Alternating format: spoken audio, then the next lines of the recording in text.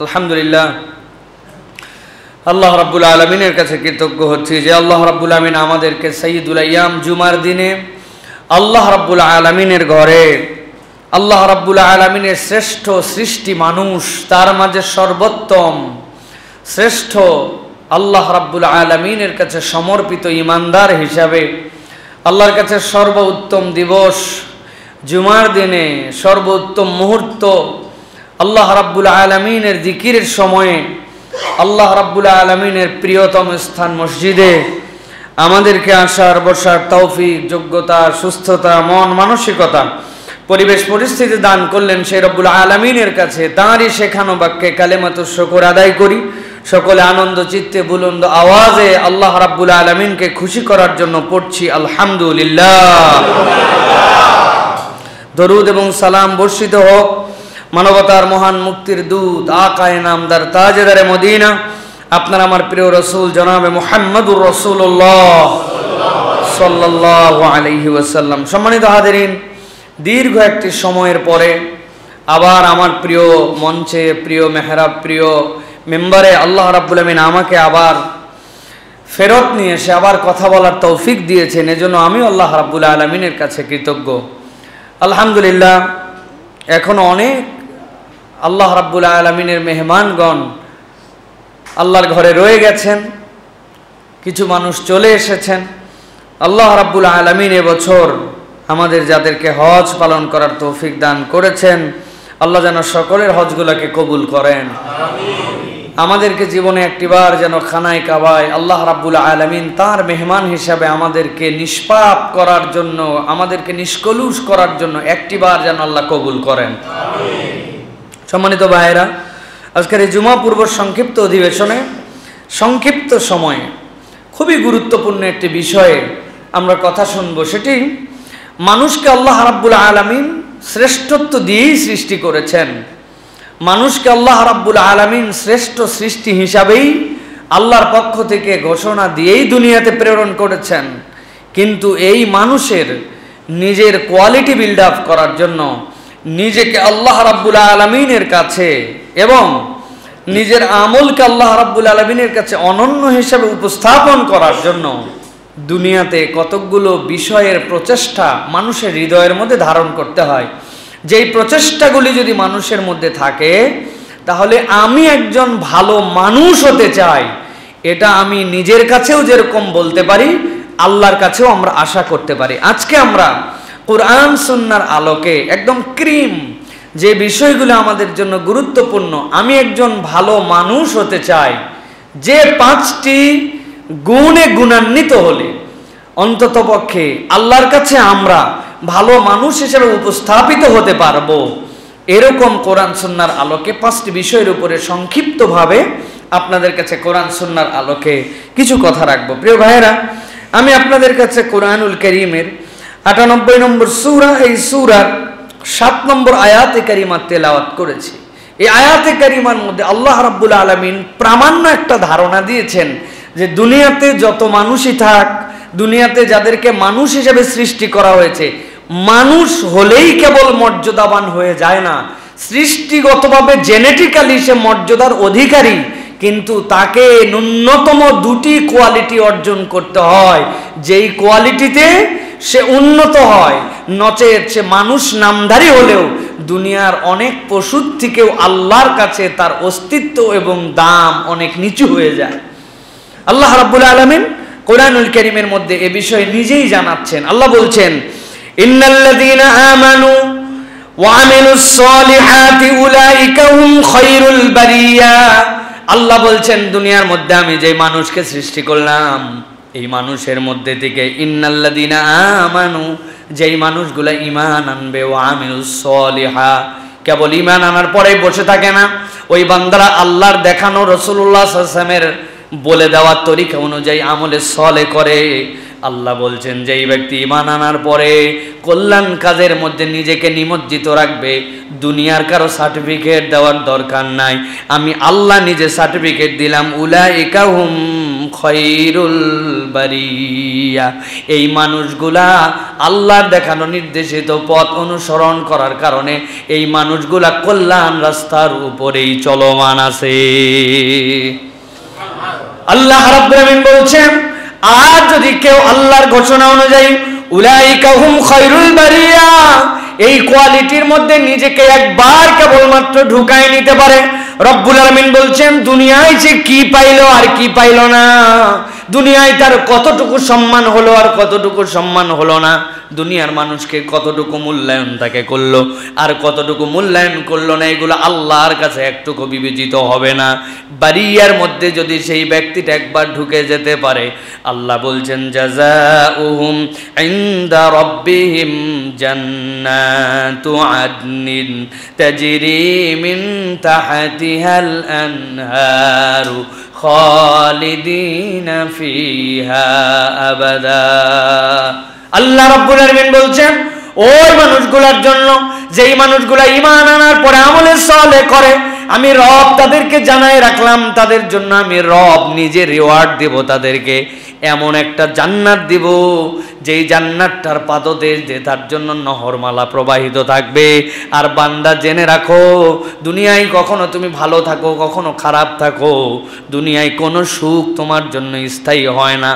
তোমার বাচ্চা যখন ভূমিষ্ঠ হয়েছে, বাচ্চার মুখ দেখে আনন্দে আপ্লুত হয়ে গিয়েছিল, মনকে মন মিষ্টি কিনে অপরকে বিতরণ করেছে, খবর দিয়ে দিয়ে মানুষকে জানাইছে আল্লাহ আমার একটা সন্তান দান করছে। তার জন্য যতটুকু আনন্দ, ওই সন্তানই হয়তো 16, 17, 18 বছর বয়স হওয়ার পরে এমন কাজ করছে, এমনভাবে খারাপ বিষয়ের সাথে জড়িত হয়েছে, যেই বাচ্চা জন্ম হওয়ার দিনে বাপ মিষ্টি বিলাইছিল, ওই বাচ্চাই তার 17, 18 বছর বয়সে বাবার জন্য নিজে চুনকালি হয়েছে, সমাজের জন্য কলঙ্ক হয়েছে। এইরকম নজির আমাদের আছে না ভাই? আল্লাহ রাব্বুল আমিন বলছেন, ভালো করে বোঝেন, জান্নাতের যেখানে আল্লাহ বর্ণনা দিয়েছেন, আল্লাহ বলছেন খালিদিনা ফিহা আবাদা রাদিয়াল্লাহু আনহুম ওয়া রাদু আন যালিকা লিমান খাশিয়া রাব্বা। আল্লাহ বলছেন, ও দুনিয়ার মানুষ, কিন্তু তুমি যদি ঈমানের সাথে আমলে সালেহ করো, আমি রব এমন জান্নাতে তোমাকে ঢুকাবো যেই জান্নাত থেকে আর কখনো বের করা হবে না। আর ওই জান্নাতে যাওয়াটাই তোমার জন্য একমাত্র সফলতা নয়। রব বলছেন, জান্নাতে যাওয়ার সফলতা কেবলমাত্র এইটুকুই মনে করে থেকো না, আমি রব তোমাদের জন্য বলতেছি রাদিয়াল্লাহু আনহুম ওয়া রাদু আন। ওই জান্নাতে যাওয়ার পরেই রব ওই বান্দাদের প্রতি সন্তুষ্ট হবেন, আর ওই বান্দারাও চিরদিনের জন্য আল্লাহর প্রতি সন্তুষ্ট হয়ে যাবে। রব আর কখনো রাগ করবেন না। জান্নাতে আল্লাহর সন্তুষ্টি পাওয়াটাই হচ্ছে সবচেয়ে বড় সফলতা। রব্বুল আলামিন যে পাইপলাইন বর্ণনা করলেন, চলেন এবার পিছন দিক থেকে মিলায় রেখে ভালো করে খেয়াল করেন। রব্বুল আলামিন বলছেন যালিকা লিমান খাশিয়া রাব্বা, যে আল্লাহকে ভয় করে ওই ব্যক্তির জন্য কি রাদিয়াল্লাহু আনহু ওয়া রাদু আন, রব তার প্রতি সন্তুষ্ট, সেও তার প্রতি সন্তুষ্ট। তার মানে আল্লাহ ভীতি একটা মানুষের জীবনের সবচেয়ে বড় প্রয়োজন। দুনিয়া ভীতি অনেক আছে, লোক সমাজের ভীতি অনেক আছে, দুনিয়ার বাস্তবতায় নিজের ইজ্জত যেন ডুবে না যায়, এইরকম অনেক ধরনের ভয় ভীতি দুনিয়াতে আছে। আছে না ভাই? যখন পোশাক পরে থাকে, ড্রেস আপ গেট আপ যখন 1 নম্বর, তখন তাকে দেখে মানুষ ভয়ে আতঙ্কে, তার পারফরমেন্সে, তার আচার আচরণে, তার ওয়েটে, তার ওই প্রশাসনিক চেয়ারের পাওয়ারে মানুষজন আতঙ্কগ্রস্ত ছিল। কিন্তু এমনভাবে আল্লাহ কলঙ্কিত করছেন, কোন দেশে পালায় গেছে না দেশের মধ্যে আছে, এই পরিচয় দেওয়ার মতো এখন আর লজ্জায় মুখ দেখাতে পারে না। আপনারা বাংলাদেশে আছেন তো নাকি? রব্বুল আমিন এই জন্য বলছেন, ভালো করে বুঝে নাও, মাথা ঠান্ডা করে বোঝো। রব তোমাদেরকে বুঝাতে চান, যেই ব্যক্তি আল্লাহকে ভয় করে চলে, দুনিয়াকে ভয় করে নয়, আপনার ইউনিফর্মকে ভয় করে নয়, দুনিয়ার কোনো লোক চক্ষু সামাজিকতার ভয় নয়, আল্লাহকে ভয় করে চলে। বলেন তো, যদি আল্লাহকে প্রকৃত ভয় করে কেউ চলতো, তাইলে আইনের পোশাক পরে বাংলার ইতিহাসের সবচেয়ে বড় দুর্নীতি করার তার অন্তর কি সায় দিত? আমার রব্বুল আমিন এই জন্য বলছেন, যেই ব্যক্তি আল্লাহকে ভয় করে, ভালো করে বোঝেন, এরপরে রব্বুল আমিন বলছেন আল্লাহ তার প্রতি সন্তুষ্ট, সেও রবের প্রতি সন্তুষ্ট, রব তাকে জান্নাতে ঢুকাবেন, যেই জান্নাতে ঢুকাবেন কখনো বের করবেন না, ওই জান্নাতের পায়ের নিচ দিয়ে অসংখ্য নহরমালা প্রবাহিত। আল্লাহ বলছেন এই যে পুরস্কারগুলা যারা পাবে এরা হচ্ছে উলাইকা হুম খয়রুল বারিয়া, এরা কল্যাণকামী। আর কল্যাণকামী দলের গুণ হবে দুইটা, ইন্নাল্লাযীনা আমানু ওয়া আমিলুস সলিহাত। কেবল আমি ইমানদার, আমার ইমান ঠিক আছে, এই ডায়লগবাজি করে বেড়াবে না, বরং ইমানের দাবি পূরণ করার জন্য আল্লাহর দেওয়া নির্দেশিত পথে বান্দা চলবে, ঠিক কি না? এই জন্য এই মৌলিক যে আমাদের মৌলিকতা ঠিক রাখতে হবে, ইমান আমল, এরপরে আল্লাহর কাছে আমি কতটুকু অনন্যভাবে উপস্থাপিত হতে পারি।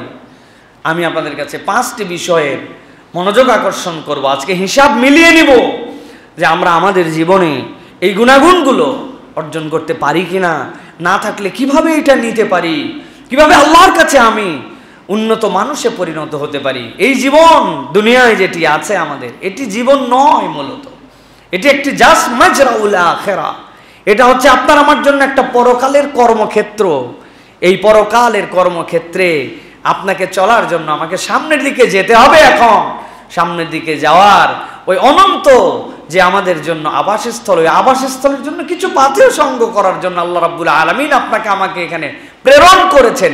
এই জন্য নিজেকে কতটুকু বেস্ট কোয়ালিটি, কতটুকু আল্লাহ রাব্বুল আলামিনের কাছে উন্নত করে উপস্থাপন করা যায়, এটা হবে ইমানদারের মূল টার্গেট। ইমানদার তো তার পথ ভুলে গেছে, ভুলে এমন লোভে পড়ছে যে এই লোভ যে তাকে খেয়ে ফেলতে পারে, সর্বহারা করতে পারে, এটাও আমাদের চেতনায় নাই। কথা কি ভুল বলতেছে ভাই?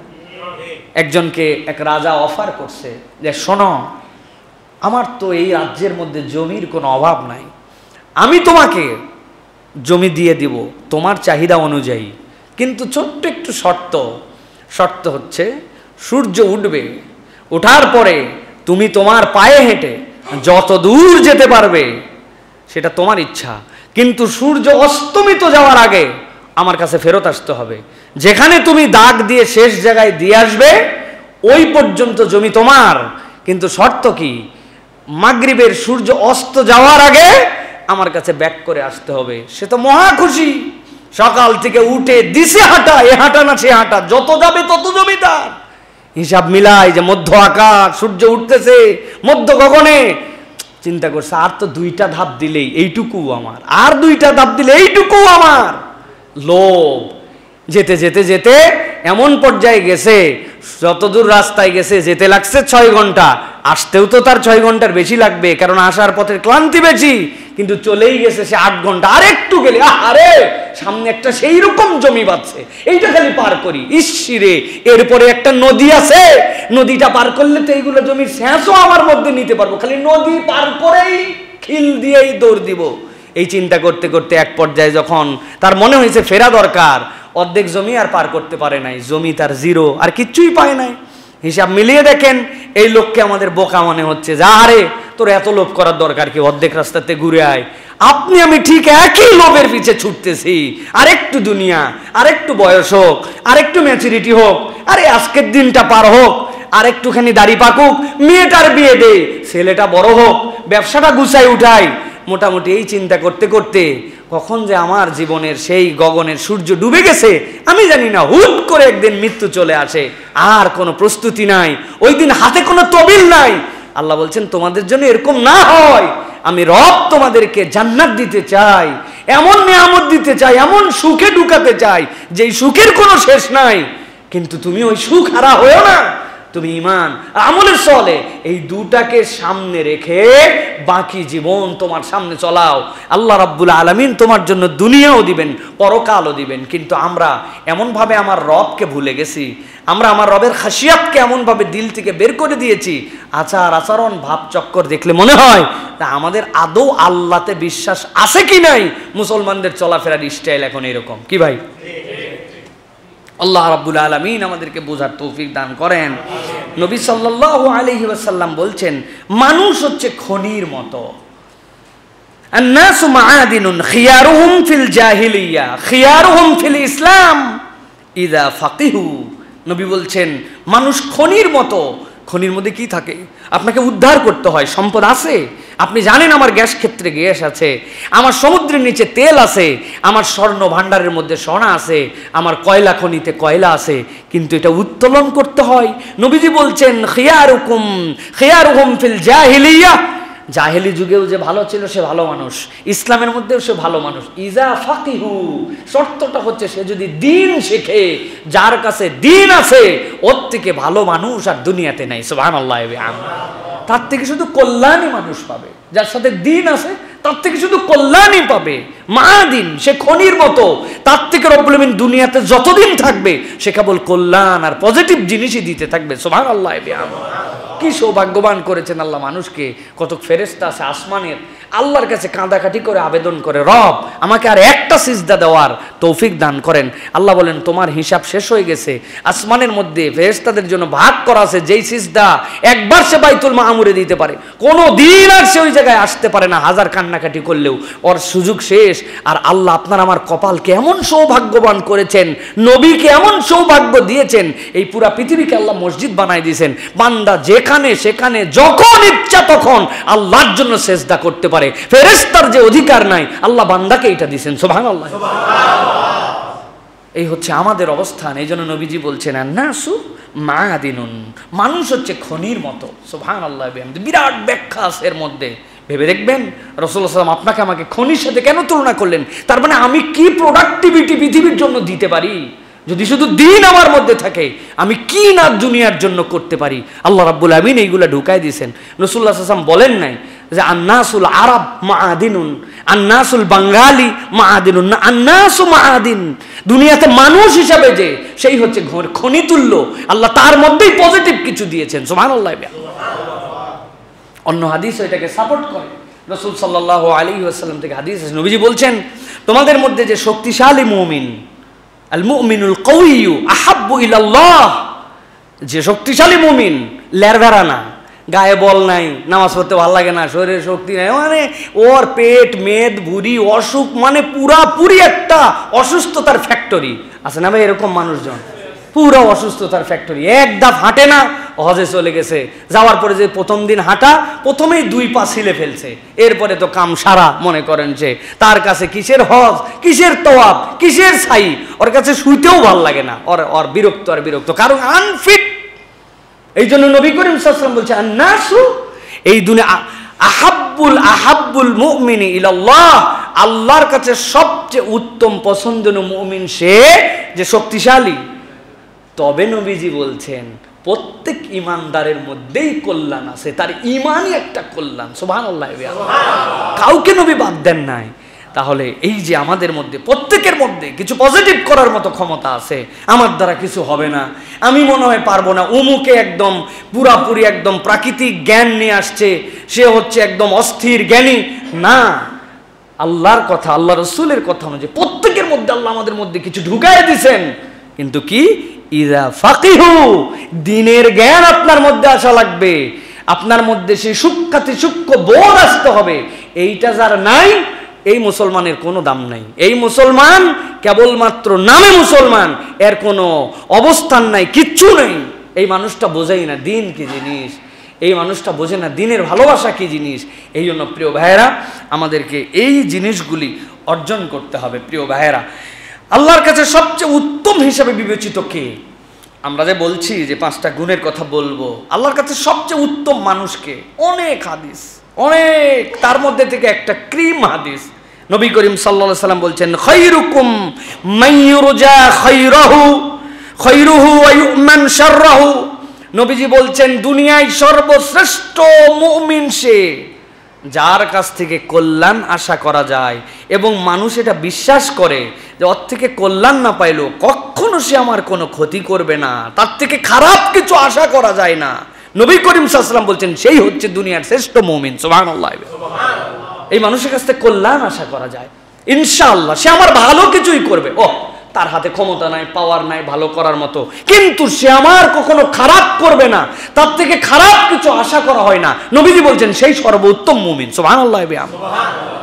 আর রাসূলুল্লাহ সাল্লাল্লাহু আলাইহি ওয়াসাল্লাম শাররুকুম মান লা ইউরজা খায়রুহু ওয়া লা ইউমানু শাররুহু, যার থেকে ভালো কিছু আশাও করা যায় না, মানুষ ভয়ে থাকে যে বাবা ভালো না পারুক, সুযোগ পাইলেই তেশ মেরে দিবে। আছে না? সুযোগ পাইলেই তেশ মেরে দিবে।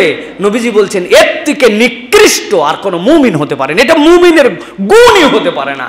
কিন্তু আপনি আমি যদি এখন আমাদের সমাজে বিশ্লেষণ করে দেখি, ইমানদার আরেক ইমানদার থেকে নিরাপদ না, সব সময় টেনশনে থাকে যে বাইরে ভাই কখন যে আমারে ধরা খাওয়ায় দেয়, আতঙ্কের মধ্যে থাকে। একজন বল এর থেকে অমুসলমানরা আমাদের ভালো বন্ধু, অনেকে বলতে বাধ্য হয়। আছে না প্রিয় ভাইয়েরা? আল্লাহ হেদায়েত দান করুক। এই জন্য আমাদেরকে আমার থেকে যেন ভালো আশা করে, আমি যেন অপরের কল্যাণকামী হই, সেটা তো নিজের কোয়ালিটি লাগবে।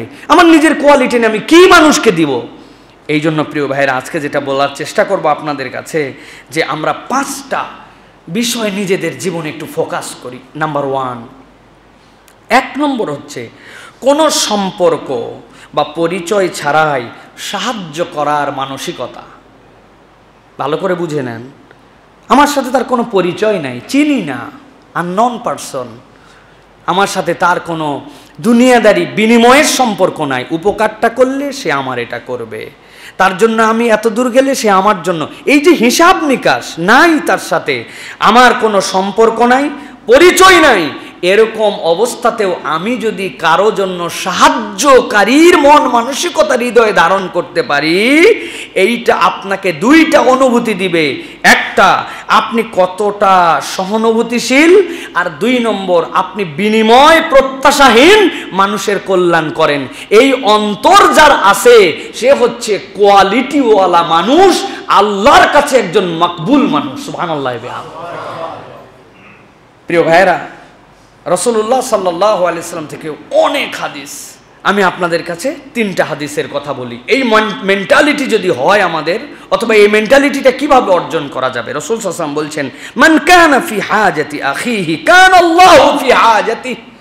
নবী করিম সাল্লাল্লাহু আলাইহি ওয়াসাল্লাম বলছেন, তোমাদের মধ্যে কেউ যদি তোমার কোনো ভাইয়ের উপকার প্রত্যাশী হয় অথবা কল্যাণরত থাকে, কল্যাণে রত থাকে, কান আল্লাহু ফি হাজাতিহি, ওর যত প্রয়োজন আল্লাহ সব সময় তাকে সঙ্গ দিবেন। সুবহানাল্লাহ। আপনি কার উপকার করছেন? আপনার ভাইয়ের, আপনার এমন মানুষজনের যে আপনার কাছে প্রত্যাশা করে না, আপনি তার উপকার করছেন। আর আপনি যে উপকার করছেন এর বিনিময় কি? আল্লাহ আপনার হাজতকে পুঙ্খানুপুঙ্খ পূরণ করে দিবেন। সুবহানাল্লাহ।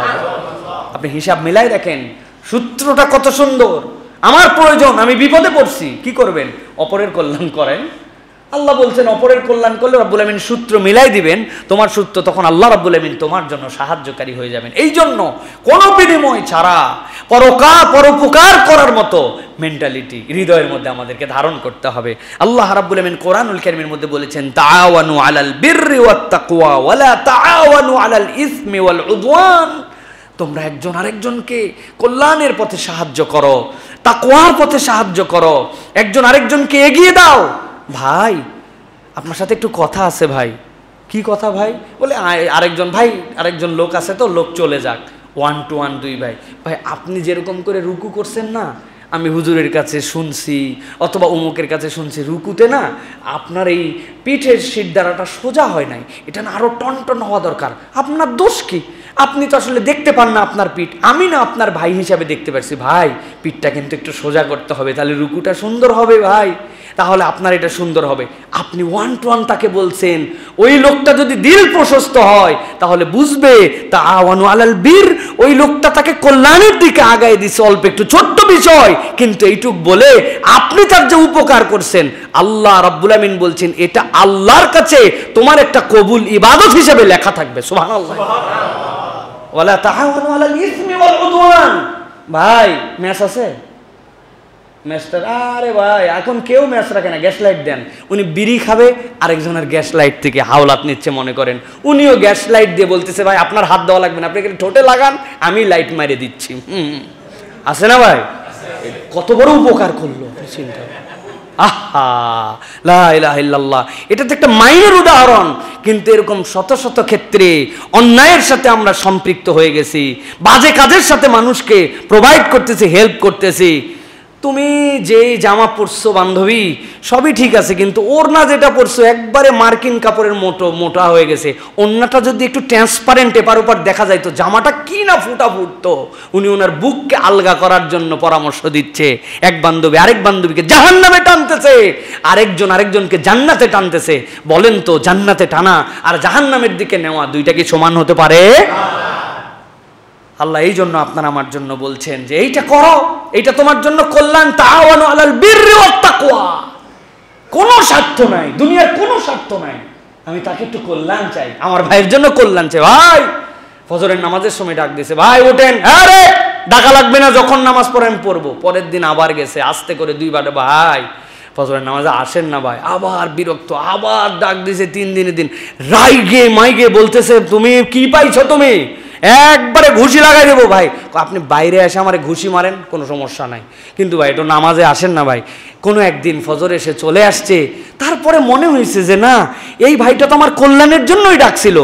আপনার ইনভেস্টমেন্ট আপনি যেটা করছেন কিয়ামতের দিনে এইটা বুঝতে পারবেন আপনাকে কি রিওয়ার্ড দেয়। কারণ কোনো স্বার্থ নাই, আপনি তাকে কল্যাণের দিকে ডেকেছেন, আপনি তাকে ভালোর দিকে আহ্বান করেছেন। সে রাগ করুক, না বুঝুক, ভুল বুঝুক, আমার রব বুঝবে সে কল্যাণের দিকে আগাইছে। আল্লাহ বলছেন এই অন্তর বানাও, এই অন্তর ওয়ালা আল্লাহর কাছে খায়রুল বারিয়া, আল্লাহর কাছে কল্যাণকামীর দলে অন্তর্ভুক্ত হয়ে যাবে। সুবহানাল্লাহ।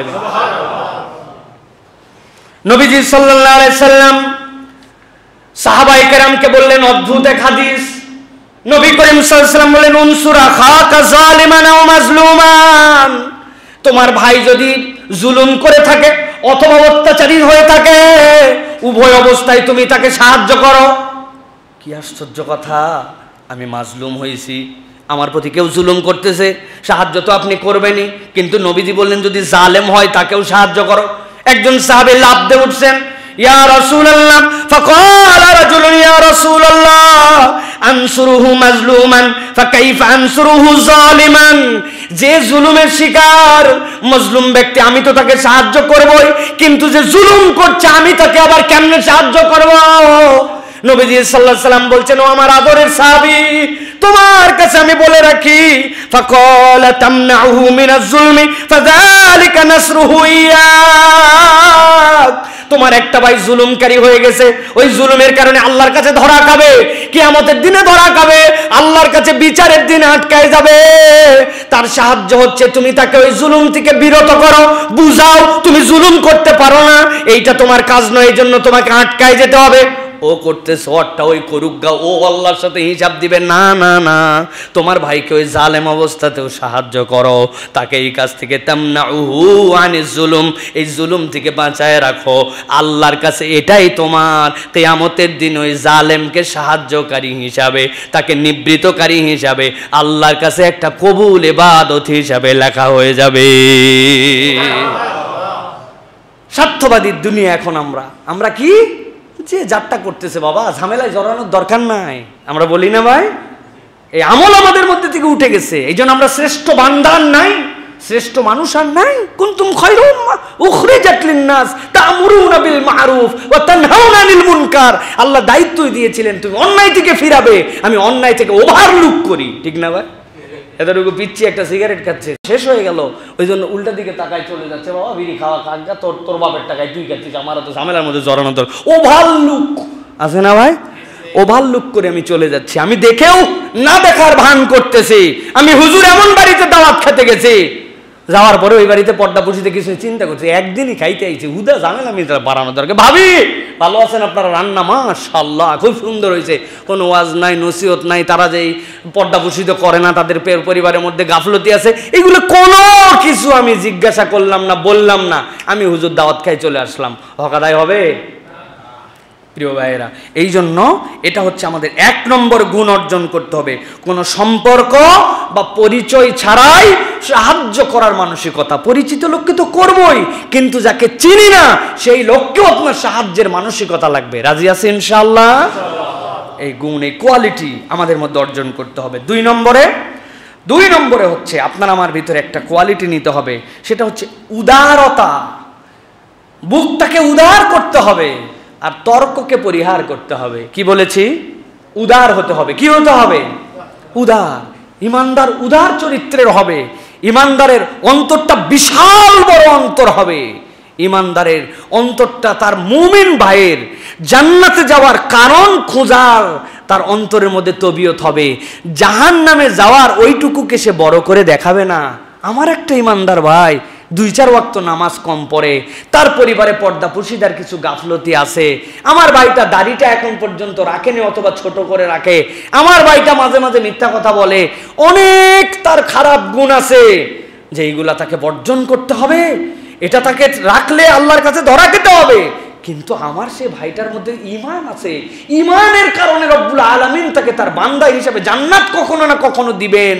তাহলে আমি জাহান্নামের গুণ বড় দেখব না, তার এর জন্য আমার অন্তরে ব্যথা থাকবে, এটার জন্য নসিহা থাকবে, এটা শুধরানোর মানসিকতা থাকবে। কিন্তু আমার উদার হৃদয়ে ওই ঈমানের কারণে জান্নাতি হিসাবে ওই ভাইয়ের প্রতি আমার ভালোবাসা বেশি থাকবে, তার জন্য আমার বিদ্বেষ থাকবে না, ঠিক কি না? কিন্তু আমাদের চরিত্র কি? হিসাব মিলান। আমাদের অন্তর ভর্তি, অন্তর পচে গেছে, আমাদের দুর্গন্ধ।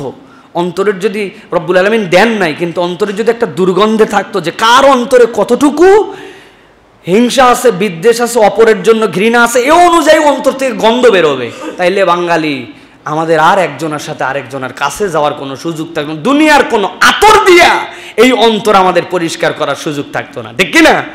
আমি আপনাদের কাছে আগে বলছি না যে ভাই আমাদের বিদ্বেষ কোন লেভেলে। ভাগ্যিস হযরত ওমর ফারুক রাদিয়াল্লাহু তাআলার সময় এই ক্যামেরাগুলো আবিষ্কার হয় নাই, মোবাইল ক্যামেরা আসে নাই। যদি হইতো ওমর রাদিয়াল্লাহু তাআলাকে বাঙালি দেখায় দিত, হয়তো ওমর রাদিয়াল্লাহু তাআলা স্ট্রিক হয়ে বলছেন মদের বিরুদ্ধে, ইসলামী আইনের পক্ষে, আল্লাহর জিহাদের পক্ষে অনেক কড়া নির্দেশনা দিয়েছেন। আল ওমর ফারুক, তিনি সত্য মিথ্যার মধ্যে পার্থক্যকারী। আপনার হয়তো তার কোনো কথা পছন্দ হয় নাই, আমরা কি করতাম তখন? ফাঁস করে দিব। কিন্তু তুমি নবী করিম সাল্লাল্লাহু আলাইহি ওয়াসাল্লামকে হত্যা করার জন্য তরবার নিয়ে গেছিলে, হ্যাঁ, ওইটার ভিডিও আমার কাছে নাই, পড়র করো না, ফাঁস করে দিব একবারে। কারণ তোমার গোপন জিনিস আমার কাছে জানা আছে। ও বাবা, তুমি তোমার বোনকে মারছিলে, হ্যাঁ, তুমি এখন আবার নারীবাদী হচ্ছ। তুমি ইসলামে নারীর সম্মানের কথা বলো, তুমি তোর বোনের গায়ে হাত তুলছিলে, রক্তাক্ত হয়ে গেছিল, ভিডিও আছে, ধরা খাওয়াই দেবো কিন্তু তোমারে, নাউযুবিল্লাহি মিন যালিক। এটা উদাহরণ হিসাবে বললাম। আমাদের মেন্টালিটি কিন্তু এখন এইরকম, আমরা কে কার আয়াতকে দোষকে প্রকাশ করতে পারি। এটা সাধারণ মানুষের কথা কি বলবেন, যারা আলেম নামধারী তারাই তো এরকম করতেছে, ঠিক কিনা? সাধারণ মানুষ কোথায়? প্রিয় ভাইয়েরা, এই জন্য হৃদয়ের প্রশস্ততা লাগবে। কোন দিক দিয়ে? মুসলমানের আয়াতকে গোপন করে রাখা, মুমিন মুসলমানকে ভালোবাসা, আর তর্ককে পরিহার করা। তর্ক যেখানে আমাদের জন্য বিপদের কারণ, সেখানে বলবেন সাইফুল্লাহ ভাই আপনার কথা না, এটা আমার কথা নয়। নবী করিম সাল্লাল্লাহু আলাইহি ওয়াসাল্লাম কেমন উদার ছিলেন বলেন তো? রাসূল সাল্লাল্লাহু আলাইহি ওয়াসাল্লামের থেকে শ্রেষ্ঠ সৃষ্টি আল্লাহ কিছু আর করছেন? এটা আমাদের ঈমান, কথা বলেন। মহানবী সাল্লাল্লাহু আলাইহি ওয়াসাল্লামের থেকে শ্রেষ্ঠ সৃষ্টি আর কিছু আছে? সব কিছুর মধ্যে তিনি শ্রেষ্ঠ। সেই মুহাম্মদ সাল্লাল্লাহু আলাইহি ওয়াসাল্লামের উদারতা দেখেন। আবু বকর রাদিয়াল্লাহু তাআলা এর ব্যাপারে বলছেন, ইন্না আমিনান নাস আলাইয়া ওয়া সুহবাতিহি ওয়া মালিহি আবু বকরিন।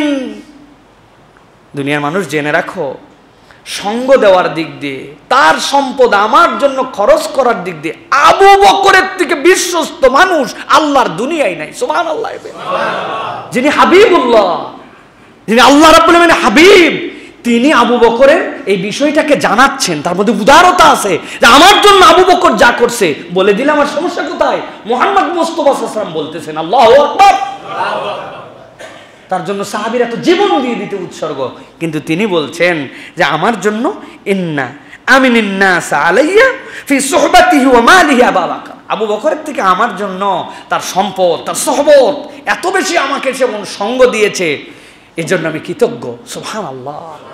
নবী করিম উদারতা দেখাইছেন তার জন্য। নবী করিম সাল্লাল্লাহু আলাইহি ওয়াসাল্লাম বলছেন, এই যে বললাম তর্কে গেলে কি হয়, নবী বলছেন মা দাল্লা কওমুন বাদা হুদান কানু আলাইহি ইল্লা উতু আল জাদাল।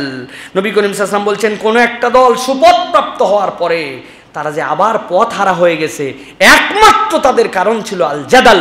তারা নিজেদের মধ্যে তর্ক বিতর্কে উপনীত হয়েছে, এই জন্য তারা হেদায়েতের পথ থেকে আবার পথ হারা হয়ে গেছে। আমাদের কথায় কথায় তর্ক, কথায় কথায় বিতর্ক, আমাদের মধ্যে সব কিছুর মধ্যে নিজের পাণ্ডিত্য ফলানো, নিজের কোনো একটা মতামত দেওয়া, সব কথার শেষে নবীর কথার উপরও যেন আমার ভাব। আমাদেরও একটা কথা আছে না ভাই? উদাহরণ দেব, আপনার হাতের কাছে আছে। কত ধরনের কথা আমাদের আছে। আপনি যাই বলবেন, ভাই জানাজার সালাত স্বয়ং একটা দোয়া। রাসূলুল্লাহ সাল্লাল্লাহু আলাইহি ওয়াসাল্লাম জানাজার সালাত শিখিয়েছেন, এরপরে কবরস্থ করেছেন, এরপরে নবী করিম সাল্লাল্লাহু আলাইহি ওয়াসাল্লাম দোয়া করেছেন ওই ব্যক্তির জন্য, ওই ব্যক্তির বিচার সহজ করার জন্য। কিন্তু এরা বলতেছে শেষে অনেক লোক চলে যায়, কেউ দাফনে শরিক হতে পারলো না, সকলে তো দাফনে শরিক হতে পারে না, ঠিক না ভাই? তাড়াহুড়া থাকে, এই জন্য আমরা জানাজার পরে একটা দোয়া করে নিচ্ছি, নিয়ে পরে কবর দেই। দোয়া আগেও পরেও, ওই সময় সব লোক থাকতে পারে না, এই সময় সকলে আছে, সমস্যা কোথায় করলে? একজন বলছে না নবীর আমল ছিল না। বলে ভাই নবীর আমল ছিল না, কিন্তু মানা করছে নাকি নবী? করা যাইতে পারে। উনি নবীর উপরে একটু তর্ক দিল, এরকম শত শত উদাহরণ দেওয়া যাবে। এটা আমরা সুপথ প্রাপ্ত থেকে আমরা হেদায়েতের রাস্তা হারায় ফেলতেছি। অথবা আজকের থেকে সিদ্ধান্ত নেন, ইমানদারের জন্য অন্তর প্রশস্ত হবে, আর অযথা তর্ক বিতর্ক আমার মুখ দিয়ে আসবে না। রাজি আছেন ইনশাআল্লাহ? তর্ক বিতর্ক যদি পরিহার করি ফায়দা কি হবে? একটা হাদিস শোনেন, পরিবার আমাদের নষ্ট হয়ে যাচ্ছে, এই তর্ক বিতর্ক পরিবারেও আমাদেরকে বিপদ ফলায়। একটা হাদিস শোনেন, নবী করিম সাল্লাল্লাহু আলাইহি ওয়াসাল্লাম বলছেন, আনা যাগীবুন বিবাইতিন ফি রাদাদিল জান্নাতি লিমান তারাকাল মিরা ওয়া ইন মুহিক্কান। একজন ব্যক্তির সাথে একজন ব্যক্তির তর্ক বাজছে, সে তর্কে পজিটিভ পক্ষের, তার যুক্তি ঠিক, সে সত্যের উপরে প্রতিষ্ঠিত, কিন্তু চিন্তা করছে এই তর্ক আমাদের মধ্যে দূরত্ব ঘটাতে পারে, তার সত্য যুক্তির পরেও বলছে না আমি তোমার সাথে আলমিরা এইটা বাদ দিয়ে দিলাম। নবী বলছেন যে তার সত্যাসত্য বিজয়ী হবে জানার পরেও বিতর্ক পরিহার করবে, আমি মুহাম্মদুর মুস্তাফা সাল্লাল্লাহু আলাইহি ওয়াসাল্লাম জান্নাতে তার ঘরের জন্য উকিল হয়ে গেলাম। রাসূল সাল্লাল্লাহু আলাইহি ওয়াসাল্লাম বলছেন যদি তার মিথ্যা যুক্তি হয়, জানে তর্ক করলে আমি হেরে যাব, কিন্তু বলছে ভাই আমার তর্ক তোমার সাথে করবো না, ভাই ঝামেলার মধ্যে নাই, কি বুঝতে কিন্তু পয়েন্ট দুর্বল, ওই জন্য ইচ্ছা করে বিপদ বুঝে না আমি তর্কের মধ্যে নাই। নবী বলছেন তাও আল্লাহ খুশি হয়, আল্লাহ জান্নাতের মধ্য দেশে ওই মিথ্যা যুক্তিতে দুর্বল হেরে যাওয়ার ভয়ে নিজেকে ফিরাই নিছে, তাও আল্লাহ জান্নাতের মধ্য দেশে তার জন্য একটা ঘর দান করবেন। সুবহানাল্লাহ। আর নবী করিম সাল্লাল্লাহু আলাইহি ওয়াসাল্লাম বলছেন ওয়া বিবাইতিন ফি আলাল জান্নাতি লিমান হাসুনা খুলুকুহু, আর যার উত্তম চরিত্র হবে আমি মুহাম্মদ সাল্লাল্লাহু আলাইহি ওয়াসাল্লাম কফিল হলাম, জামিন হলাম জান্নাতের উচ্চ দেশে আল্লাহর পক্ষ থেকে তাকে আমি একটা ঘর নেওয়ায় দিব। সুবহানাল্লাহ। আমরা শুধু তর্কের মধ্যে আছি, কথায় কথায় তর্ক, নিজের একটা মতামত দেওয়াই লাগবে, নিজের একটা যুক্তি বুঝি না বুঝি। সংসারগুলা কেন বিপদের মধ্যে পড়ে?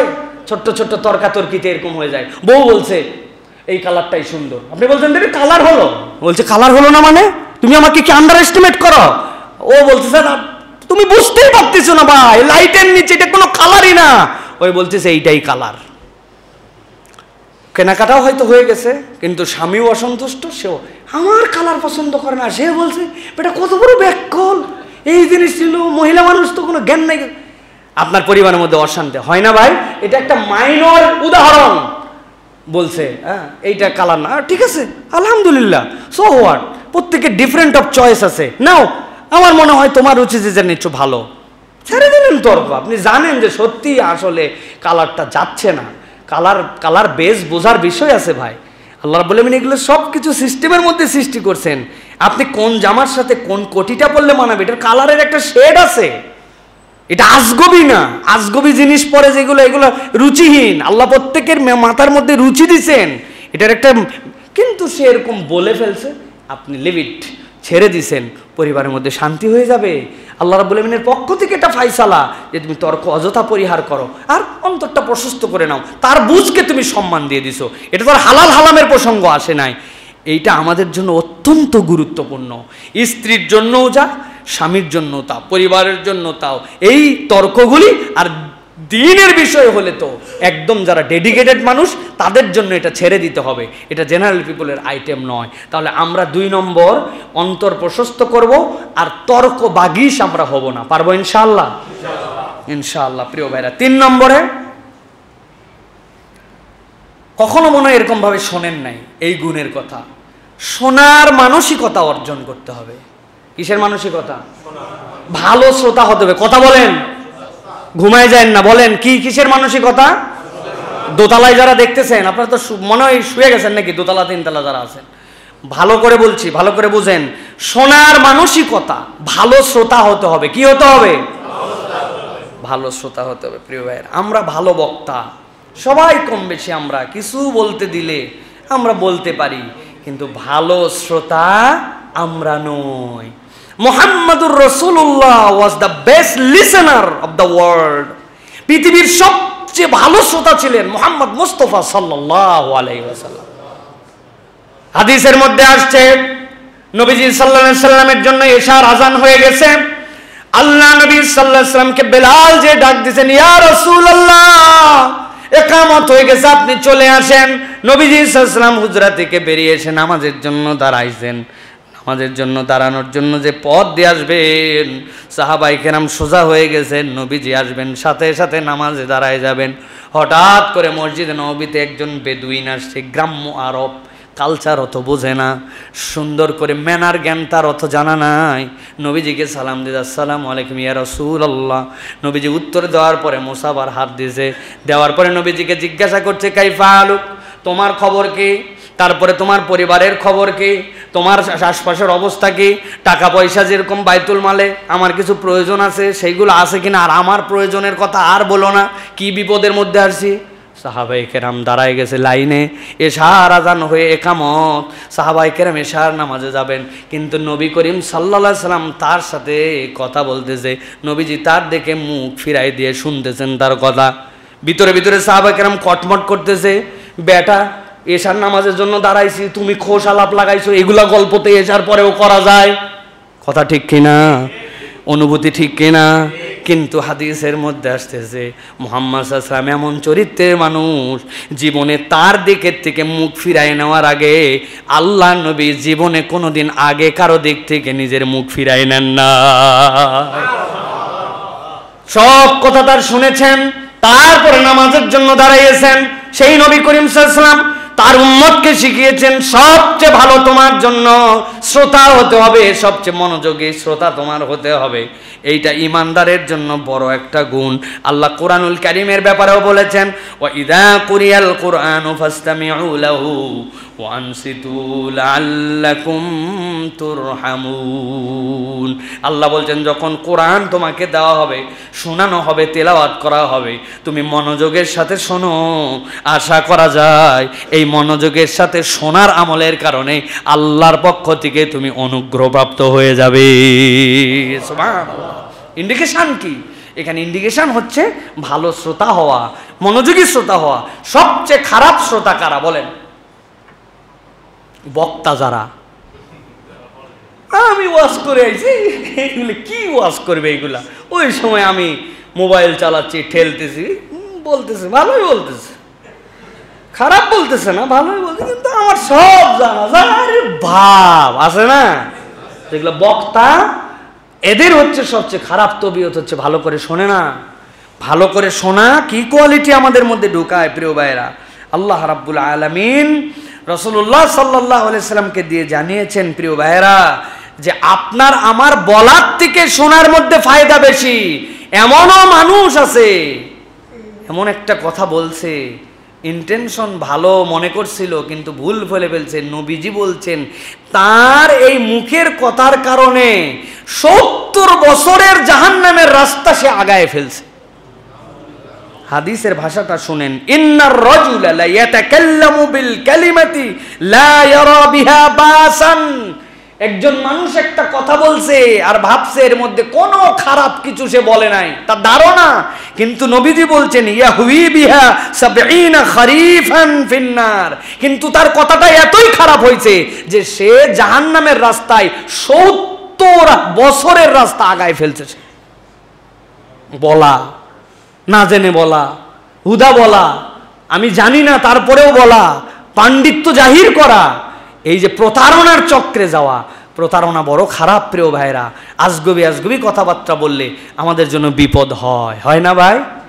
গরুর বংশ তালিকা 100 বছরের বংশীয় গরু, আছেন কোথায় আপনি? কি পরিমাণ নসল তার, নসলুল বাকারা, এইটা কি পরিমাণ মিথ্যা প্রতারণা দুনিয়ার বুকেই আল্লাহ রাব্বুল আমিন এইগুলো আমাদেরকে দেখাইছেন না ভাই? কোথায় দুদক, কোথায় তদন্ত কমিটি, কোথায় গেল বাংলাদেশের এত বড় বড় ক্রাইম অমুক তমুক ইউনিট? এক ছাগল সব ধরায় দিল। এই ছাগলকে যতবার দেখছি আমার খালি ওই মুসা আলাইহিস সালামের গরুর কথা মনে হয়েছে। আল্লাহ যে বলছিলেন গরুটা খালি জবাই করে খালি ঠ্যাং ঠেকাও, গায়ের এই পায়ের রানটা ঠেকাও, গরুই বলবে হত্যাকারীকে। আল্লাহ এই ছাগল রে কথাও বলাই নাই, বলতে তুই খালি ছাগলের একটু তত্ত্ব নিয়ে দেখ, সব ধরা পড়বে। এই ছাগল বলছে নাকি কারো নাম, কিন্তু ছাগলে সব বাইর করে দিয়েছে, তাইনি ভাই? আপনারা কি বাংলাদেশে না বাইরে আছেন? ভালো করে বুঝেন। এই জন্য নবী করিম সাল্লাল্লাহু আলাইহি ওয়াসাল্লাম বলছেন, ইন্নার রাজুলা লা ইয়াতাকাল্লামু বিল কালিমাতি লা ইয়ারা বিহা বাসান। মনে করছেন নো, আমি যেটা বলছি এটা ঠিকই আছে, কিন্তু আল্লাহর নবী বলছেন ইয়াহুই বিহা ৭০ খারিকান ফিন্নার, তার ওই কথা থেকে জাহান্নামের দিকে ৭০ বছরের রাস্তা আগায় দিছে। ও বেটা বুঝেই নাই। আন্দা গন্দা কথা বলা যাবে না। এই জন্য মনোযোগী শ্রোতা হওয়া বিরাট বড় নিয়ামত। এটা অনেক বড় একটা কোয়ালিটির নাম, এটা অনেক বড় একটা গুণের নাম প্রিয় ভাইয়েরা। এই জন্য আমাদেরকে মনোযোগী শ্রোতা হতে হবে প্রিয় ভাইয়েরা। কয়টা পয়েন্ট বলছি? কয়টা বাকি আছে? কয়টা? ভালো করে খেয়াল করেন, সময় এগিয়ে গেছে অনেক। চতুর্থ, কৃতজ্ঞতা প্রকাশ করা, মানুষকে মূল্যায়ন করা, এইটার মেল্ড, এই দুটা হৃদয়ের মধ্যে আপনার নিতে হবে। কৃতজ্ঞতা প্রকাশ করতে হবে মানুষের প্রতি, আল্লাহর প্রতি, উভয়টার প্রতি আপনাকে কৃতজ্ঞ হতে হবে প্রিয় ভাইয়েরা। আমি আল্লাহ যদি আমাকে তৌফিক দেন, আমি কৃতজ্ঞতার উপর আলাদা একটা খুতবা দিব ইনশাআল্লাহ, পড়ালেখা করে একটা খুতবা দেব। এটা তো অনেক কথাবার্তা আছে, এইটাই একটা ছোট্ট একটু পয়েন্টের বিষয় নয় প্রিয় ভাইয়েরা। নিজের ভিতর পজিটিভ কিছু আকর্ষণ করতে চাইলে অন্যের প্রতি কৃতজ্ঞ হন। ভালো করে বুঝেন, টার্মটা বুঝেন। আপনি ভালো কিছু ভিতরে নিতে চান না ভাই? আমরা তো চাই না? আমরা কি চাই যে আমাদের মধ্যে খারাপটা আসুক? না, আমরা ভালো কিছু নিতে চাই, কিন্তু এটা আসে না কেন? সালাফরা বলছেন নিজের ভিতরে পজিটিভ কিছু আকর্ষণ করতে চাইলে, চুম্বকের পাওয়ার যদি বাড়াতে চাও লোহা জানার, অপরের প্রতি কৃতজ্ঞ হও। তুমি অপরের প্রতি কৃতজ্ঞ হবে, আল্লাহ ভালো জিনিস তোমার ভিতরে ঢুকাই দিবেন। প্রমাণ দেখেন, আমি কয়েকটা কথা বলি আপনাদের কাছে। রাসূল সাল্লাল্লাহু আলাইহি ওয়াসাল্লাম বলছেন, দুনিয়ার মানুষ শোনো, গুফির আলী ইমরাতিম মুমিসাতিম মাররাত বিকালবিন রাসিন রাকিন। একজন পতিতা মহিলা নিজের দেহ বিক্রি করে দেয়। এই মহিলা একটা রাস্তা দিয়ে হেঁটে যাচ্ছিল, যাওয়ার সময় দেখলো যে একটা কুকুর ইয়ালহাসু কাদা ইয়াকতুলুহু আল আতাস, কুত্তাটার জিহ্বা ঝুলে বেরিয়ে আসছে, পিপাসায় যেন মরেই যাবে। এই দৃশ্যটা কে দেখছে? মহিলার গুণ আছে, খালি মহিলা বলেন না, পতিতা মহিলা বলেন। কি মহিলা? নিজের দেহ যে অর্থের বিনিময়ে অপর পুরুষের কাছে বিক্রি করে দেয়, পতিতা মহিলা দেখছে। এই হাদিস শুনছেন না আপনারা? কিন্তু এইভাবে ভাবেন নাই। রাসূল সাল্লাল্লাহু আলাইহি ওয়াসাল্লাম বলছেন, শের পরে তার মুজা খুলে পানি তুলে কুকুরকে খাওয়ালো, রব্বুল আলামিন তাকে মাফ করে দিলেন। আল্লাহ কেন মাফ করে দিলেন? রব্বুল আলামিন কেন মাফ করলেন? না, এই হাদিসের ব্যাখ্যা আছে। আল্লাহ রব্বুল আলামিনের নাম হচ্ছে শাকুর। ওই মহিলা পতিতা, কিন্তু সে বান্দার হক নষ্ট করে নাই, সে নিজের সাথে জুলুম করছে। রব্বানা যালামনা আনফুসানা, তার দায়িত্ব ছিল না এটা করা, কিন্তু এটা বান্দার হক নষ্ট সে করে নাই। সে আল্লাহর মাসিয়াত করছে, গুনাহ করছে, কবায়ের করছে, এটা আল্লাহর সাথে তার সম্পর্ক। বান্দারটাকে মেরে দেয় নাই, বান্দারটা খেয়ে ফেলে নাই। তো রব্বুল আলামিন ওই একটা প্রাণীর প্রতি সে কৃতজ্ঞ হয়েছে। আল্লাহ বলছেন, আমি তো হচ্ছে শাকিরুন আজিম, আমার থেকে বড় কৃতজ্ঞ তো কেউ হতে পারে না। তুমি একটা প্রাণীর প্রতি দয়া দেখাইছো, আমি আমার সর্বোচ্চ কৃতজ্ঞতা দেখালাম, কেউ আমাকে ধরার নাই, আমি আমার বান্দিকে মাফ করে দিলাম। সুবহানাল্লাহ। আল্লাহর দুইটা নামের উপরে নিজের জীবনে অনেক বড় কনফিডেন্স রাখবেন। আল্লাহ পরম কৃতজ্ঞ, বান্দা একটু কৃতজ্ঞতা আদায় করলে আল্লাহ পুরাটা দিয়ে দিতে পারেন। আর আমার রব হচ্ছেন হালিম। হালিম মানে কি? দয়াদ্র না? হালিম মানে সহনশীল হয় না, এগুলো একটা অর্থও হয় নাই। হালিম বুঝতে হলে একটা উদাহরণ বুঝায়। আল্লাহ মাফ করুক, আপনার একটা সন্তান মারা গেছে, 15 বছর বয়স। আহা, বাপ মায়ের যদি এই বয়সের সন্তান মারা যায়, কলিজা ছিঁড়ে শেষ হয়ে যাবে। ও বাপ যতদিন বেঁচে থাকবে কোনোদিন ভুলতে পারবে না, ঠিক কিনা? আমি যাই সান্ত্বনা দিছি, ভাই আপনার সন্তান মারা গেছে, আহা ইস আপনার কি কষ্ট। আরেকজন এসে বলছে, কিন্তু আল্লাহর কসম করে বলেন তো ভাই, আমি দুনিয়ার সেরা সান্ত্বনা দিলেও উনার অন্তরের যে জ্বালা ওইটা আমি ফিল করতে পারবো না। কিন্তু হালিম মানে আপনার ওই রব, আপনি অন্তরে যত দূর ব্যথা পাইছেন অত দূর অনুভব করার যিনি যোগ্যতা রাখেন তিনি হালিম। বান্দার মনের যা ব্যথা আল্লাহ হুবহুতে অনুভব করতে পারেন। এই জন্য আল্লাহ বলছেন, আমি হালিম আর আমি শাকুর। বান্দা তোর অন্তর আমি জানি তো, বান্দা তুই একটু কৃতজ্ঞ হ, আমি রব তোর কৃতজ্ঞতার পুরাটুকু আদায় করে দেব। সুবহানাল্লাহ। এই জন্য সালাফরা বলছেন, পজিটিভ কিছু অন্তরে আকর্ষণ করতে চাইলে কৃতজ্ঞ হও, শুকরগুজার হও। সুবহানাল্লাহ বিহামদিহি। কিন্তু আমাদের মধ্যে থেকে এটা উঠে গেছে। হাদিসের মধ্যে আসছে প্রিয় ভাইরা, লা ইয়াশকুরুল্লাহ মান লা ইয়াশকুরুন নাস। তুমি মানুষের কৃতজ্ঞ হতে পারো নাই, তুমি কেমনে আল্লাহর কৃতজ্ঞ হতে হবে? মানুষের কৃতজ্ঞতা লাগবে। মানুষের কৃতজ্ঞতার 5টা স্তর আছে। কয়টা?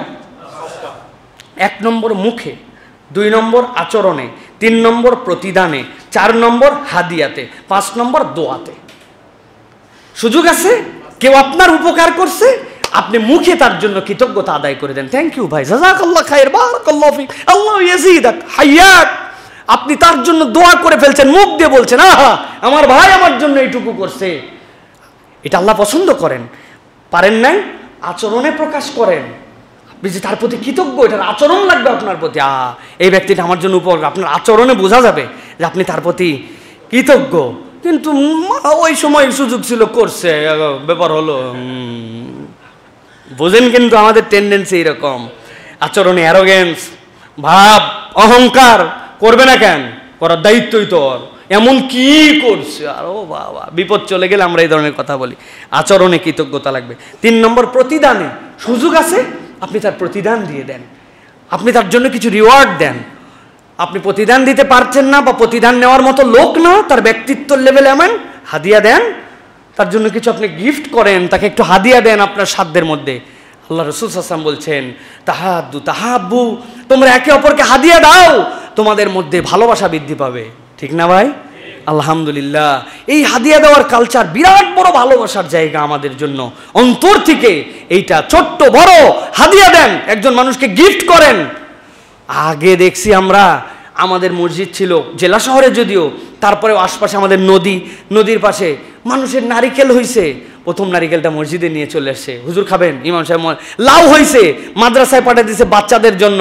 বাড়ির কিছু একটা হইছে, মানে উপলক্ষে অনুপলক্ষে মানুষ শুধু হাদিয়া দিত একজন আরেকজনকে। আর এখন আমাদের এই কালচার উঠে গেছে আমাদের মধ্যে থেকে, হাদিয়া নেই এগুলা আমাদের মধ্যে এই কালচার। এখন মোবাইল আছে, আরো হাদিয়া উঠছে। হুজুরের সাথে দেখা হলে হুজুর একটা সেলফি তুলি, হুজুরের তো হাদিয়া নিয়ে গেল। তার মানে এটা বলতেছি না যে হুজুর খালি হাদিয়া খাবে, হুজুর হাদিয়া দিবে না, না, হুজুরকেও এই প্র্যাকটিস দেখাতে হবে। মুহাম্মদ সাল্লাল্লাহু আলাইহি ওয়াসাল্লামের থেকে বড় হাদিয়া কেউ দিতে পারে নাই।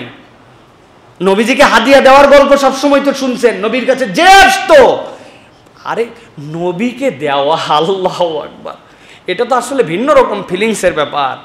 আমাদের নবী যদি আমরা পাইতাম, আমরা কি করতাম বলেন তো? যতই অভাগা উম্মত হই, যতই খারাপ উম্মত হই, আমার সাধ্যের সবচেয়ে বড় জিনিসটা নবীর জন্য উপস্থাপন করতাম আমরা। এটা আমাদের হৃদয়ের ভালোবাসা, এটা নবীর জন্য আমরা এটা করতামই। কিন্তু নবী করিম সাল্লাল্লাহু আলাইহি ওয়াসাল্লাম থেকে বর্ণনা আসছে, নবীজির কাছে এইটুকু খেজুর নিয়ে এসে দিছে। নবী করিম সাল্লাল্লাহু আলাইহি ওয়াসাল্লাম বলছেন, অপেক্ষা করো। নবী করিম সাল্লাল্লাহু আলাইহি ওয়াসাল্লাম এরপরে যেই খেজুর বাটিতে দিছে ওই পরিমাণ সোনা দানা তুলে তাকে বিদায় করে দিয়েছে। এই নাও। ও তো ঘাবড়ায় গেছে যে কিভাবে সম্ভব, 10টা খেজুরের কি মূল্য, আর উনি ওই বাটিতে যে পরিমাণ সোনা দানা হয়েছে সব দিয়ে দিচ্ছেন, নাও এটা তোমার জন্য হাদিয়া। সুবহানাল্লাহ। নবী সাল্লাল্লাহু আলাইহি ওয়াসাল্লামের ব্যাপারে বলা হতো, বাতাসের থেকে দ্রুত নবীজির দান সদাকা চলতো। সুবহানাল্লাহ। তার উম্মত হাদিয়া দেওয়ার অভ্যাস নাই একজন একজনকে। যার সাথে মনের দূরত্ব আছে হাদিয়া পাঠান তার জন্য, দেখবেন দূরত্ব দূর হয়ে যাবে। বলছি না, আগেই তো তালিকা দিয়েছে, ওই জন্য মন বড় না হলে আপনার আসবে কোত্থেকে? এটা কৃতজ্ঞতার একটা পাঠ। সর্বশেষ, পারি নাই মুখে, আচরণে, প্রতিদানে, হাদিয়াতে, দোয়ায় তাকে ভাষায় দিতে হবে, তার প্রতি আমার কৃতজ্ঞতা। আপনি এই দোয়া তার জন্য করতে থাকবেন প্রিয় ভাইরা। এইটা তাহলে আমাদের জন্য বিরাট বড় একটা নিয়ামত প্রিয় ভাইরা, কৃতজ্ঞতা। এই জন্য বলে আল হামদ ওয়াসফুল মাহমুদ বি সিফাতিল কামালি মাআল মুহাব্বাতি ওয়াত তাযীম। আল্লাহ রাব্বুল আলামিনের হামদের সাথে তাজিম এবং সিফাতের সমন্বয় আল্লাহর হামদ করতে হয়, কারণ রব যেটা দিছেন ওটা কোনো বিনিময় দিয়ে শোধ করা যায় না। 5 নম্বর সর্বশেষ, দায় স্বীকার করার মানসিকতা, দায়বদ্ধতা। এই মানসিকতাটা আমাদের জন্য খুব জরুরি। আমরা দায়বদ্ধতার মধ্যে নাই। খেয়াল করে দেখবেন, একটা দায় নিব, কোনো একটা দায়িত্ব দেওয়া হয়েছে, তার একটা দায় আছে আমার প্রতি, এই দায় আমরা নিতে চাই না। দায়বদ্ধতার মানসিকতা আমাদের জন্য খুব গুরুত্বপূর্ণ প্রিয় ভাইরা। ভুল করলে ক্ষমা চাওয়ার দায়বদ্ধতা, আপনার মধ্যে দায়বদ্ধতাই যদি না থাকে, আপনি ক্ষমা চাবেন কেমন করে? আপনি তো ক্ষমা চাবেন না। এই জন্য দায়বদ্ধতা দরকার। হাদিসের মধ্যে কি আসছে? আলা কুল্লুকুম রাইন ওয়া কুল্লুকুম মাসউলুন আন রাইয়াতিহি। আপনাকে আল্লাহ দায়বদ্ধ বানাই দুনিয়াতে পাঠাইছেন, আপনি দায়মুক্ত নন। তাহলে আপনার এই দায় দায়িত্বর আপনার লেভেলগুলো অর্জন এবং লেভেলগুলো বুঝতে হবে। মানুষের 4টা দায়বদ্ধতা আছে। 1 নম্বর, নৈতিক দায়বদ্ধতা। নৈতিকতার অর্জনে আপনার দায়বদ্ধ, আপনাকে নৈতিক হতে হবে, এটা আপনার দায়বদ্ধতা। কে দেখলো না, আইন প্রয়োগ হলো না, কেউ ধরলো না, না, নৈতিক হতে হবে। আপনার নৈতিকতার দায়বদ্ধতা। আপনি নৈতিক মানুষ, ঘরে কেউ নাই তাই বলে আপনি হারাম দেখতে পারেন না, সুযোগ বলার মতো কেউ নাই, আল ঠেলে দিতে পারেন না, পাওয়ার আছে ঠেকানোর কেউ নাই, অন্যায় করতে পারেন না। এটা নৈতিক দায়বদ্ধতা, নিজের দায়বদ্ধতা এটা। 2 নম্বরে, জনহিতকর দায়বদ্ধতা। আপনাকে কেবল নিজের জন্য সৃষ্টি করা হয় নাই, জনহিতকর আপনার কিছু দায়বদ্ধ। অমুক ভাই বিপদে আছে, ভাই ওই বিপদকে আমি ফেলাইছি, যে বিপদ আমারে উদ্ধার করা লাগবে, এটা কখনো দায়বদ্ধ মানুষের বক্তব্য হতে পারে না। 3 নম্বর, সামাজিক দায়বদ্ধতা আছে আপনার। আপনি সমাজের মধ্যে থাকেন। গরু ছাগল যে সামাজিক না, আর আমরা যে সামাজিক, মানে কি ভাই? সামাজিক জীব মানে কি বলেন? জানেন? সামাজিক জীব মানে অপরের প্রতি নির্ভরশীল। কুত্তা কোনোদিন বলে নাই যে কবে যে একটা ভালো প্লাস্টিক কোম্পানির থেকে আমাদের জন্য একটু সুন্দর ডিজাইনের খাবার পাত্র বানাবে, ওইটাতে আমি খাবো। কুত্তা বলছে কোনোদিন?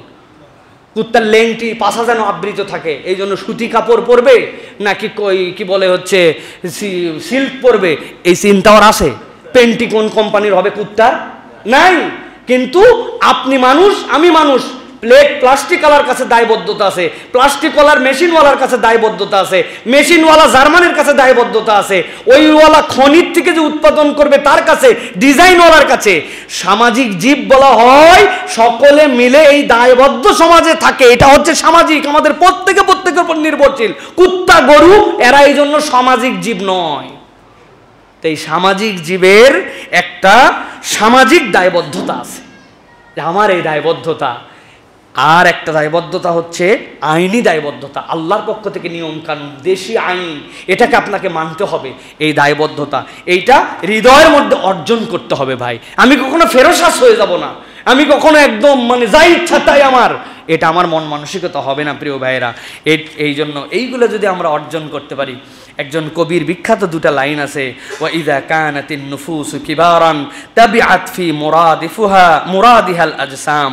অন্তরাত্মাকে বড় মর্যাদায় করাতে আসেন, পরিশ্রমে শরীরের হবে ক্লান্তি সীমাহীন। আপনি আবার অন্তরাত্মাকে বিশাল মর্যাদায় নিয়ে যাবেন কোনো পরিশ্রম ছাড়াই, কোনো প্রচেষ্টা ছাড়াই। Is it possible? না। এই জন্য আরবের কবি বলছেন, ইযা কানাতিন নুফুসু কিবারান তাবিআত ফি মুরাদিহা আল আজসাম। আপনি যখন আপনার অন্তরাত্মাকে বিশাল বড় মর্যাদায় করতে চান, আসেন পরিশ্রমে শরীর হবে ক্লান্ত সীমাহীন। আপনাকে এর জন্য পরিশ্রম করতে হবে। তাহলে আমরা এই 5টা গুণ অর্জন করার জন্য চেষ্টা করব আমাদের নিজেদের জীবনের সাথে। কোনো সম্পর্ক বা পরিচয় ছাড়াই নিরেট আল্লাহর জন্য আমরা সাহায্যকারী হব। 2 নম্বর, উদার হব, তর্ক পরিহার করব। 3 নম্বর, আমরা শোনার মানসিকতা, ভালো শ্রোতা হব। আমরা দ্বীন, ইসলাম, ফিকহ, আমাদের যা যা আছে আমরা অর্জন করার জন্য ভালো শ্রোতা, মনোযোগী শ্রোতা হওয়ার জন্য চেষ্টা করব, কথা কম শুনবো বেশি। 4 নম্বর, কৃতজ্ঞতা প্রকাশ করার মন মানসিকতা আমাদের হৃদয়ে থাকতে হবে। 5 নম্বর, দায় স্বীকার এবং দায়বদ্ধ হওয়া। যে দায় স্বীকারকারী মানুষ, সে অপরাধ হলে আল্লাহর কাছে ক্ষমা চায়, নিজেকে এহতেসাব করে। আর যার এগুলো হিসাব নাই, সে কোনো সময় নিজের ভুলই দেখতে পায় না, ওর কোনো দায়বদ্ধতা নেই, ও যা ইচ্ছা তাই করবে। প্রিয় ভাইরা, সুতরাং এটা আমাদের জন্য আল্লাহর পক্ষ থেকে যেন এই গুণগুলি আমরা অর্জন করতে পারি। যা শুনলাম এগুলো যেন আমরা আমল করতে পারলাম, আমাদেরকে তৌফিক দান করেন।